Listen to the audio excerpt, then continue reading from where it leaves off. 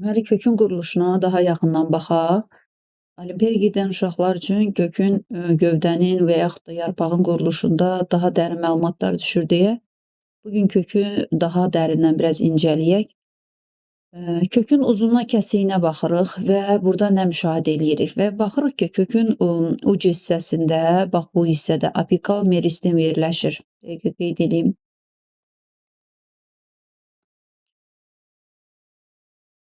Baxın burada apikal meristem yerləşir və apikal meristem bilirik ki, ixtisaslaşmayan hüceyrədir. Bu ixtisaslaşmayan hüceyrələrin hesabına ixtisaslaşan meristemlər əmələ gəlməyə başlayır. Məsələn, protoderm deyilən ixtisaslaşan bir meristem yaranır. Protodermlə də gələcəkdə kökün dəricik hissəsi, yəni epidermis hissəsi meydana gələ bilər. Əsas meristem yarana bilər. Əsas meristem burada gördüyümüz qabıq hissədir. Sarı rəngdə verilən hissə qabıq hissə əmələ gəlir. Prokambi prokambidən isə iç hissəsində olan mərkəzi silindr əmələ gəlir ki, burada flaem və kisilem boruları yerləşəcəkdir, əmələ gələcəkdir. Yəni flaem, kisilem prokambi deyilən hissədən əmələ gəlmiş olur. Bu artıq ixtisaslaşmış meristemlərdir ki, yəni bunlar artıq kökün müəyyən hissələrinə başlanğıc verirlər. Kökdə müəyyən zonalar var. İndi zonalara da baxarıq. Öncə kökün uc hissəsində bir kök üsküyünü müşahidə edirik. Kök üsküyü hüceyrəsinin əsas kütləsini elə əsas toxuma təşkil edir və bu daima torpağın dərin hissələrinə getdikcə, daşa, qayaya dəydikcə bu təzyiqin təsirindən parçalanır və onun möhtəviyyatı torpağı isladır, yumşaldır və nəticədə deməli torpağın dərin qatlarına kökün uc hissəsi böyüyə bilir. Və burada daima kökün apikal meristemi fəaliyyətdədir. Nəyə görə? Çünki burada bir səbəb də kökün üsküyünün apikal meristemə göstərdiyi təzyiqdir. Yəni kök üsküyü daima buradan sıradan çıxdıqca, məhv olduqca bir təzyiq əmələ gəlir. Yəni kökün torpağın ona etdiyi bir təzyiq nəticəsində burada apikal meristem daima bölünmə prosesindədir ki, deyə bölünür və yenidən kök üsküyünün hüceyrələrini əmələ gətirmiş olur. Kökün hansı zonaları var? Kökün yaxından baxsaq, biraz da yaxınlaşdıraq. Baxın, burada gördüyünüz zonasına bölünmə zonası deyirik ki, buradadır, bax bu apikal meristem də bunun içərisində gedə bilər. Sonra yuxarı hissəyə gəlirik, kökün uzunluğa böyüməsi gedən o böyümə zonasıdır. Bax burada da hüceyrələr uzunluğa böyüyür. Böyüyərək kökün uzunluğa böyüməsini təmin edir.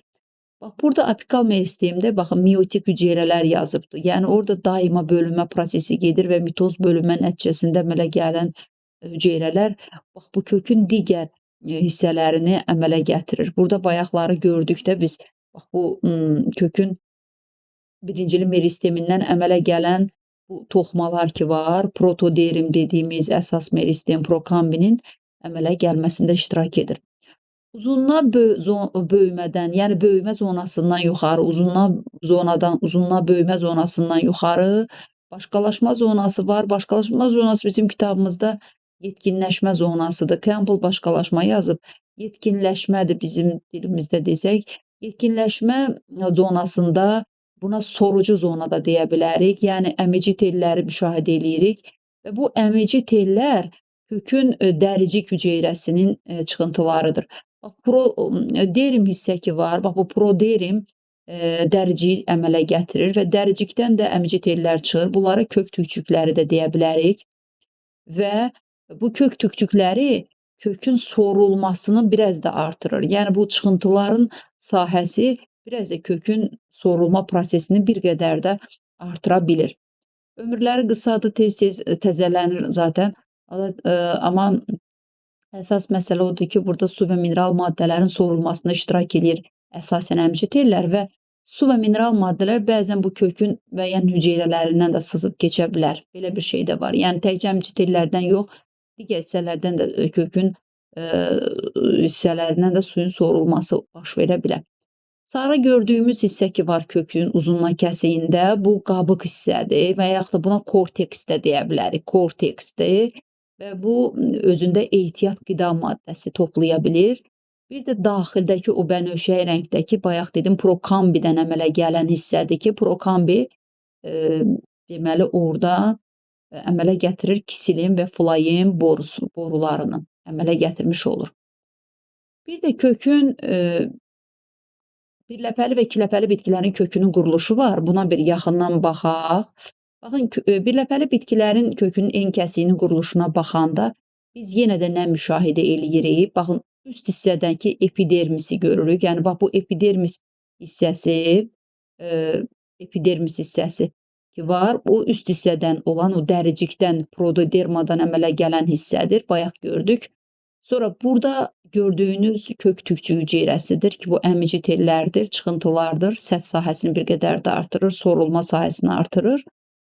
Və bu iç hissəsi ki var, biraz yaxından gətirim. Baxın, burada gördüyünüz bu iç hissəsi ki var, baba bu iç hissəsi. Bu iç hissəsi, bura keçdim, bu kökün qabıq hissəsidir. Yəni korteks dediyimiz hissədir. Baxın, bir də çəkim gətirim, baba buradan düz bura qədər. Korteks dediyimiz hissədir ki, burada ehtiyat qida toplanır. Və bir də ən daxili hissədə tünd gedən belə bir çəpər hissəni müşahidə edirik. Biraz da yaxınlaşdırsaq.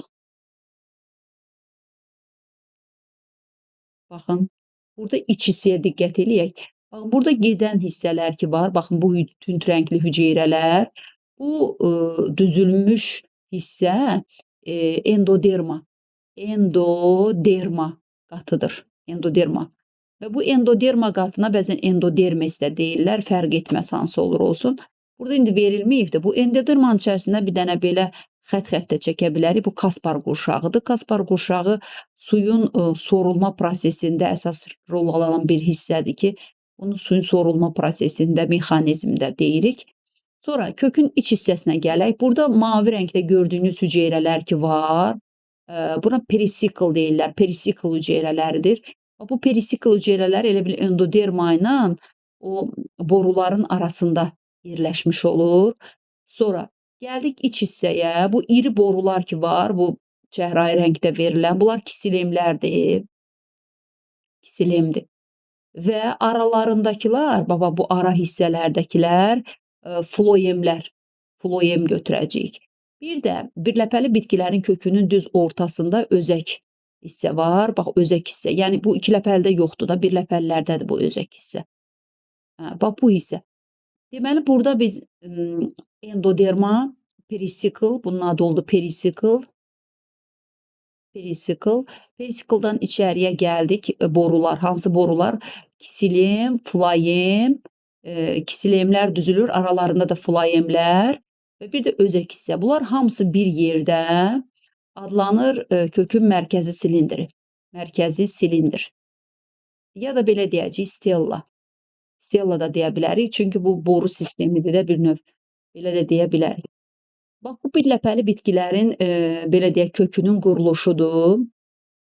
Burada var. Sonra gələk ikiləpəli bitkilərin kökünün quruluşuna baxaq. Sonra müqayisə eləyə bilərik. İkiləpəli bitkilərin kökünün quruluşunda bəs nə var? İkiləpəli bitkilərdə də yenə xaricdən gördüyümüz kimi yenə burada epidermis qatını müşahidə eləyirik. Kökün əmici telini müşahidə eləyirik. Bunlar öz yerində, öz növbəsində yenə burada qabıq hissəni müşahidə eləyirik. Baxın, bu qabıq hissədir. Bunlar birləpəlilərdə necə idisə elə burada da elədir. Gəldik o mərkəzi silindr hissəyə. Yenə də burada endoderma qatını müşahidə edirik. Baxın, endoderma, yəni endodermis də deyə bilərik. Baba bu hissədir. Baba bu hissə. Yenə də bunun içində kaspar qurşağını çəkmək lazımdır. Burada çəkilməyib. Və iç hissəsinə gəlirik. Əsasən bunun belə iç hissəsi bizə düşür. Diqqət edirsinizsə bunun iç hissəsində belə bir işarə var, ulduz formasında. Baxın, ulduz formasında ya da üstəgəl formasında deyə bilərik. Belə bir şey var. Və bunun iç hissəsindəkilər kisilemlərdir. Baxın, bu elə bir ki, bu ulduzun içərisi kisilemdir. Kənarda bu sarıya çalan hissələr isə floem borularının yerləşmə sistemidir. Bax, burada belə yerləşir. Və yenə də burada perisikl müşahidə edirik. Bax, endoderma ilə boru arasında burada perisikl qatını müşahidə edirik. İndi perisikl qatı nə iş görür? Perisikl qatının əsas işi, burdan yan köklərin əmələ gəlməsidir. Yan köklər əsasən bax kökün perisikl hissəsindən əmələ gəlir. Çünki bunlar ən çox boruya yaxındır deyə, flaim, ksilem borularına yaxındır deyə burdan elə bir qidalanır. Bu perisikl hissədən yan köklər inkişaf edərək, bitkinin, deməli, bütün o toxmalarını dağıdaraq çıxa bilir də. Yəni perisikl, burada qeyd eləyim, perisikl yan köklərin, əmələ gəlməsində iştirak edən, deməli, mərkəzi silindrin bir hissəsidir ki, bax o yan kökləri əmələ gətirir. Deməli, bu da olur ikiləpəli bitkilərin kökünün quruluşu. Bu, ulduz şəkilli hissə ilə siz ikiləpəli bitkilərlə birləpəli bitkilərin, kökünü fərqləndirə bilərsiniz. Yəni, məsələn, birləpəlilərdə baxsaq, baxın, burada da ulduz şəkilli yox idi. Fikir verin, burada ksilem, flaim bir cərgədə düzülüblər və ortada özək var. Əgər özək varsa, bu birləpəlidir. Yox, ümumiyyətlə, özək ortada biz ikiləpəlilərdə özək keçmədik. Sadəcə ortada ksilem, onun kənarlarında flaim düzüldü. Bu qaydada keçdiksə, deməli, bu ikiləpəli bitkilərin kökünün quruluşudur.